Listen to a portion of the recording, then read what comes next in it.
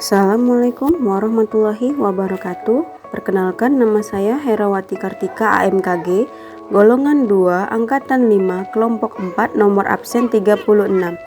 Saya adalah peserta Latsar CPNS tahun 2022 BPSDM Provinsi Sumatera Utara dengan pengampu materi Bapak Dr. Andes Muhammad Kafi MSI. Pada learning journal hari ini, saya akan membahas mengenai manajemen ASN. Pertama-tama, kita akan membahas tentang kedudukan ASN.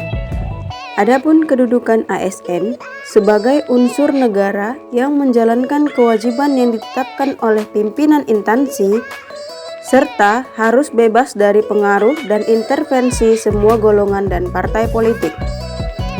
Menurut Undang-Undang Nomor 5 Tahun 2014 tentang ASN, disebutkan bahwa berdasarkan jenisnya ASN terdiri atas dua, yaitu 1. PNS, yaitu pegawai negeri sipil. Yang kedua, P3K, yaitu pegawai pemerintah dengan perjanjian kerja. Pengertian ASN menurut Undang-Undang Nomor 5 Tahun 2014. 1. PNS, yaitu pegawai negeri sipil, merupakan pegawai ASN yang diangkat sebagai pegawai tetap oleh pejabat pembina kepegawaian dan memiliki nomor pegawai secara nasional atau NIP. Yang kedua, P3K, yaitu pegawai ASN yang diangkat sebagai pegawai dengan perjanjian kerja oleh pejabat pembina kepegawaian sesuai dengan kebutuhan instansi pemerintah dan ketentuan undang-undang. Hak ASN. Ada beberapa perbedaan antara hak yang diterima PNS dan P3K. Antara lain yaitu, yang pertama, PNS mendapatkan hak gaji, tunjangan, fasilitas, cuti, jaminan pensiun dan jaminan hari tua, perlindungan dan pengembangan kompetensi. Sedangkan P3K memiliki hak gaji dan tunjangan, cuti, perlindungan dan pengembangan kompetensi. Kewajiban ASN. Pada konteks kewajiban, maka PNS dan P3K memiliki kewajiban yang sama, yaitu setia dan taat pada Pancasila, Undang-Undang Dasar, NKRI dan pemerintah yang sah, menjaga persatuan dan kesatuan bangsa, melaksanakan kewajiban pemerintah, menaati ketentuan peraturan perundang-undangan, melaksanakan tugas kedinasan, menunjukkan integritas dan keteladanan, menyimpan rahasia jabatan, dan bersedia ditempatkan di seluruh wilayah NKRI.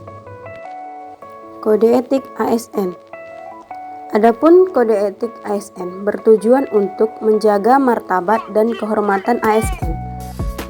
Adapun kode etik ASN yaitu melaksanakan tugas dengan jujur, bertanggung jawab, dan berintegritas tinggi, melaksanakan tugasnya dengan cermat dan disiplin, melayani dengan sikap hormat, sopan, dan tanpa tekanan, melaksanakan tugasnya sesuai ketentuan peraturan perundang-undangan, melaksanakan tugasnya sesuai dengan perintah atasan atau pejabat yang berwenang, sejauh tidak bertentangan dengan ketentuan peraturan perundang-undangan dan etika pemerintahan, menjaga rahasia yang menyangkut kebijakan negara, menggunakan kekayaan dan barang milik negara secara bertanggung jawab, efektif, dan efisien.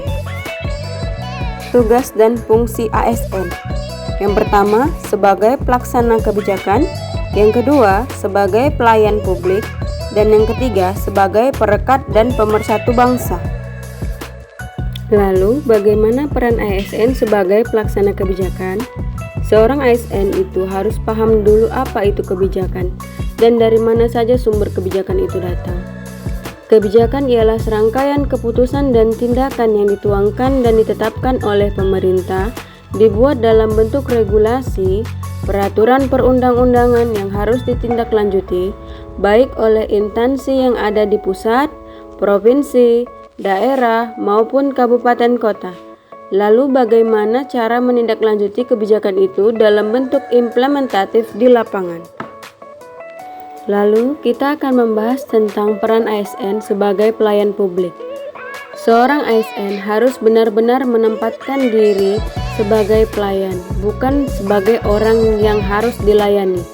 Walaupun sudah dalam posisi punya jabatan, harus mengetahui tugasnya dengan melaksanakan kewajiban dengan tanggung jawab, ramah tamah, dan berkomunikasi dengan baik. Bisa menempatkan diri dengan siapa dia berkomunikasi. Dan yang terakhir, peran ASN sebagai perekat dan pemersatu bangsa. Seorang ASN harus memiliki kepedulian terhadap sesama, yang selalu dirindukan kehadirannya dan selalu bersosialisasi dengan masyarakat di lingkungan sekitar. Seperti contoh, menghadiri undangan, mengikuti wirid, dan kegiatan sosial lainnya. Nah, pada kesempatan kali ini, saya juga akan membahas tentang kedudukan saya sebagai perawat gigi. Adapun kedudukan ASN perawat gigi dibahas dalam Permen PAN RB nomor 23 tahun 2014 adalah sebagai tenaga kesehatan yang diberi tugas untuk melakukan kegiatan pelayanan asuhan keperawatan gigi dan mulut yang meliputi persiapan pelayanan, pelaksanaan tindakan kolaboratif kesehatan gigi dan mulut, dan pelaksanaan tugas khusus. Sebagai ASN perawat gigi, saya juga memiliki tugas untuk melaksanakan berbagai kebijakan yang dibuat oleh pejabat pembina kepegawaian yang sesuai dengan peraturan perundang-undangan perawat gigi. Adapun beberapa kegiatan saya dalam menjalankan tugas yaitu berkolaborasi dengan dokter gigi dalam memberikan pelayanan kepada pasien, berkolaborasi dengan staf lainnya untuk membuat rancangan kegiatan bulanan, bekerja dengan integritas tinggi. Berikut juga contoh kegiatan saya sebagai perawat gigi, yaitu aktif dalam berbagai kegiatan yang diselenggarakan oleh puskesmas, dan juga melakukan penjaringan kesehatan siswa berupa pengukuran berat badan, tinggi badan siswa, pemeriksaan gigi dan mulut siswa, dan pemeriksaan kesehatan lainnya. Nah, inilah learning journal saya hari ini. Semoga bermanfaat. Saya akhiri dengan wassalamualaikum warahmatullahi wabarakatuh. Sampai jumpa lagi.